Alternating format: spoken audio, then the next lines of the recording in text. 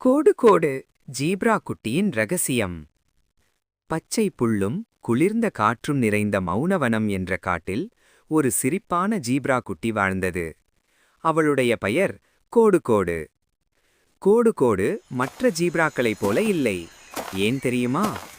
அவளுடைய கருப்பு வெள்ளை கோடுகள் இரவிலே மின்மினித்து ஒளிரும். இரவின் அதிசயம்.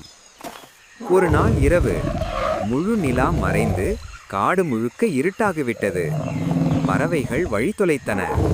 குட்டி விலங்குகள் அழுதன. எங்கும் பயம்.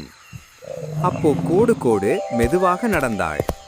அவளுடைய கோடுகள் ஒளிர ஆரம்பித்தன. அந்த ஒளி மரங்களுக்கு வழிகாட்டியது. குட்டி விலங்குகளை வீட்டுக்கு அழைத்தது. காட்டை பாதுகாப்பாக்கியது.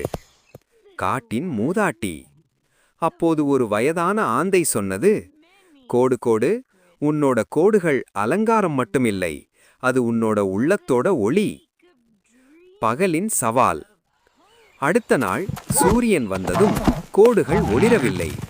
கோடு கோடு கவலைப்பட்டாள். இனி நான் பயனில்லையா என்று நினைத்தாள். ஆனால் அப்போ ஒரு குட்டி யானை பள்ளத்தில் சிக்கியது. கோடு கோடு தயங்காமல் மற்ற விலங்குகளை கூப்பிட்டாள். அனைவரையும் ஒன்றிணைத்தாள். ஒற்றுமையால் யானைக்குட்டி காப்பாற்றப்பட்டது. உண்மையான சக்தி. அப்போது கோடு கோடு புரிந்து கொண்டாள். ஒளிரும் கோடுகளில்லை, ஒளிரும் மனசுதான் உண்மையான சக்தி. அன்று முதல் காடு முழுக்க சொன்னார்கள், கோடு கோடு ஒளியை காட்டும் ஜீப்ரா. கதை சொல்லும் பாடம். வெளியில் ஒளி இல்லாவிட்டாலும் உள்ளத்தில் நல்ல மனம் இருந்தா அது எல்லாருக்கும் வழிகாட்டும். சிரிக்கும் பசு மணி. ஒரு அழகான பச்சை புல்வெளி கிராமத்தில் மணி என்ற ஒரு சின்ன பசுக்குட்டி வாழ்ந்து வந்தது. மணிக்கு பெரிய கண்கள், மென்மையான காதுகள், எப்போதும் சிரிக்கும் முகம். மணி மற்ற பசுக்களைப் போல இல்லாமல் எப்போதும் மகிழ்ச்சியாக, எல்லாருடனும் நட்பாக, உதவி செய்யும் மனதுடன் இருந்தது. ஒரு நாள் காலை கிராமத்தில் உள்ள கிணற்று அருகே ஒரு குட்டி கன்றுக்கு தண்ணீர் கிடைக்காமல் அழுதது. அதை பார்த்த மணி உடனே ஓடிச் சென்று, கவலைப்படாதே, நான் உனக்கு உதவுகிறேன் என்று சொன்னது. மணி தன் கழுத்தில் இருந்த மணி ஒலியுடன் டிங் டிங் என்று ஒலிக்கச் செய்தது. அந்த ஒலியை கேட்ட கிராமத்து குழந்தைகள் ஓடி வந்தார்கள். அவர்கள் சேர்ந்து கிணற்றிலிருந்து தண்ணீர் எடுத்து கொடுத்தார்கள். குட்டி கன்று மகிழ்ச்சியுடன் சிரித்தது. அந்த நாளிலிருந்து மணியை எல்லாரும் மகிழ்ச்சி மணி என்று அழைக்கத் தொடங்கினார்கள். மணி தினமும் ஒரு நல்ல செயல் செய்தது. பசுமையை காக்க, குழந்தைகளுடன் விளையாட, எல்லாருக்கும் புன்னகை கொடுக்க. மணி சொல்லும் ஒரு சின்ன பாடம் இதுதான்: சின்ன உதவியும் பெரிய மகிழ்ச்சியை கொடுக்கும். ஹார்ட்.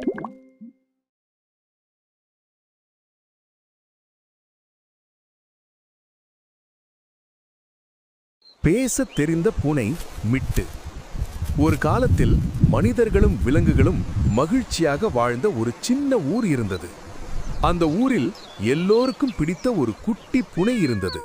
அதன் பெயர் மிட்டு. மிட்டுவுக்கு ஒரு விசேஷ திறமை இருந்தது. அது மனிதர்கள் பேசும் வார்த்தைகளை புரிந்து கொள்ள முடியும். ஆனால் மிட்டு அந்த ரகசியத்தை யாரிடமும் சொல்லவில்லை. ஒரு விசேஷ நாள்.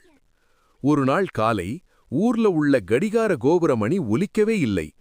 டிங் டிங் என்ற சத்தம் இல்லாததால் எல்லாரும் குழப்பமடைந்தார்கள். மிட்டு கவனித்தது. மணி ஒலிக்கலனா எல்லாருக்கும் நேரம் தெரியாம போயிடுமே என்று அது நினைத்தது. மிட்டுவின் துணிவு. மிட்டு மெதுவாக கோபுரத்துக்குள் நுழைந்தது. அங்கு பார்த்தது என்ன தெரியுமா?